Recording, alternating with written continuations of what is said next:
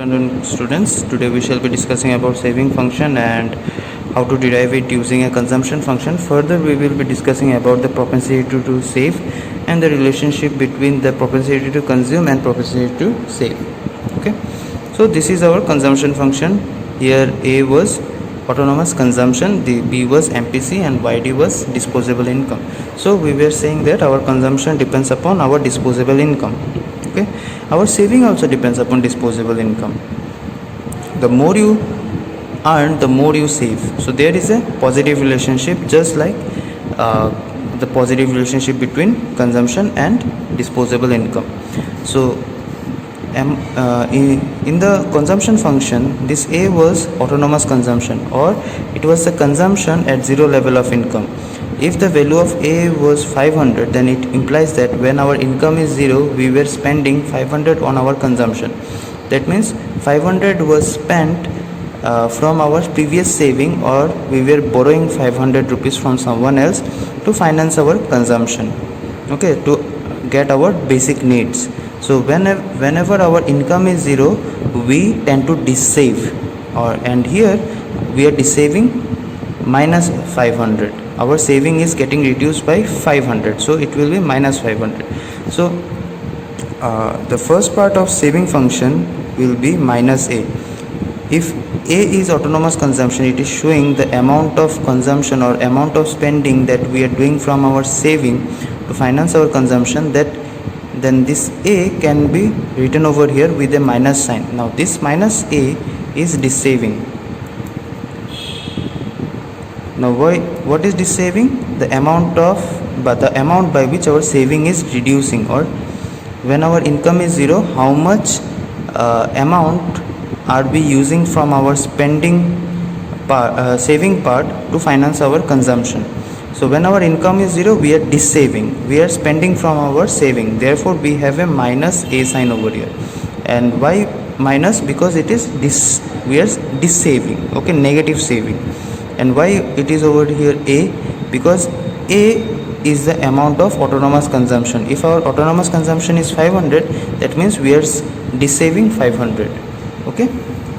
Or in equation form we can also write minus 500 over here if the value of A is given, okay. So the first part of saving is equals to minus A plus B is the MPC. Now there is a relationship between MPC is a marginal propensity to consume of the consumption function. Similarly, we have a marginal propensity to save for a saving function, and between them there is a relation that if we plus these two, we will get 1. So if this is B, then MPS can be written as 1 minus B. So over here we will have 1 minus B and YD. So this is our saving function, and from where did we get? From the consumption function. So the first part of saving function is dissaving, and this is MPS. This is telling us how much amount of our income we are saving, what is our willingness to save, and this is our dissaving, or it is telling us, dissaving is telling us how much amount of our saving are we spending when our income is 0, okay.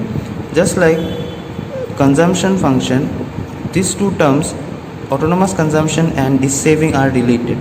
The amount of autonomous consumption you have, that will be equal to your dissaving. If you are consuming 500 rupees when your income is 0, you will be dissaving minus 500, okay. I guess this is clear. Now let us try to explain it a bit mathematically. If I give you C equals to 100 plus 0.8 YD, okay, then the corresponding saving function would be, now A is the autonomous consumption, that is the consumption at 0 level of income. To consume this 100, or to finance this 100 rupees of consumption, we will dissave 100 rupees. So dissaving will be 100 rupees minus 100, plus this is the value of B equals to 0.8. so 1 minus B would be 1 minus 0.8 YD, and subsequently we will have 100 plus 0.2 YT. So this is our saving function, minus 100 plus 0.2 YT. Okay, I hope this is clear to you. We have two propensity to save and two propensity to consume. So for consumption function, we had APC and MPC. Okay, these were the two propensity to consume. And for saving function, we have APS and MPS, and the relationship between these two and these two we will be trying to prove right now. Now there is a relation between APC and APS. What is the relation?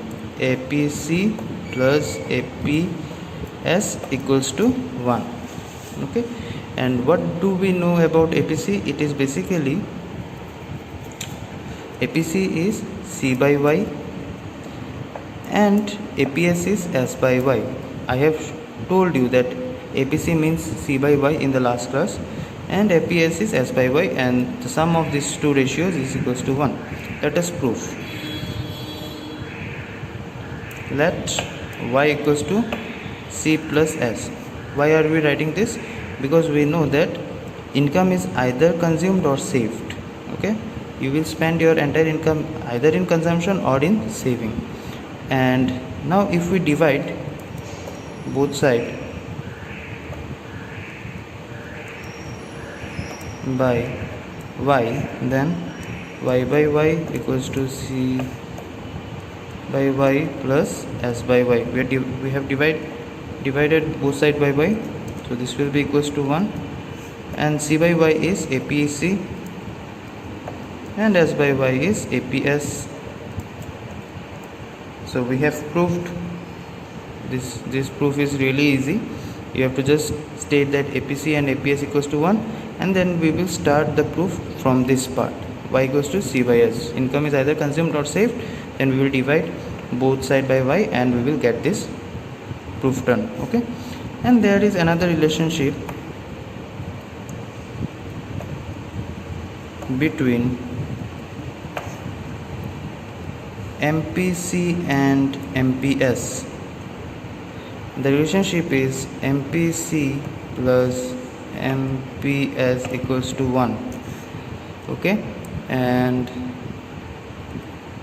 we will try to prove this relationship. So in the as we have stated in the last proof, that income is either consumed or saved. Okay, now if our income changes, del Y, if our income changes,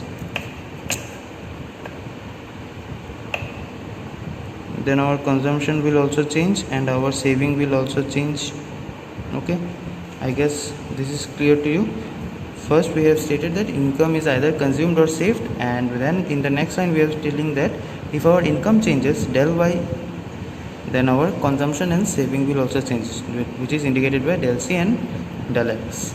Dividing both side by del Y. So del Y by del Y equals to del C by del Y plus del S by del Y, and this gets cancel out. We have 1 over here. Now del C by del Y is MPC and del S by del Y is MPS. Now why this del Y by del C by del Y is MPC has been explained to you in the last class. In the similar fashion, we have del S by del Y, which is equals to MPS. So these are the two proofs, and these are the two relationship between these two propensity to consume and two propensity to save. Okay, I hope this is clear.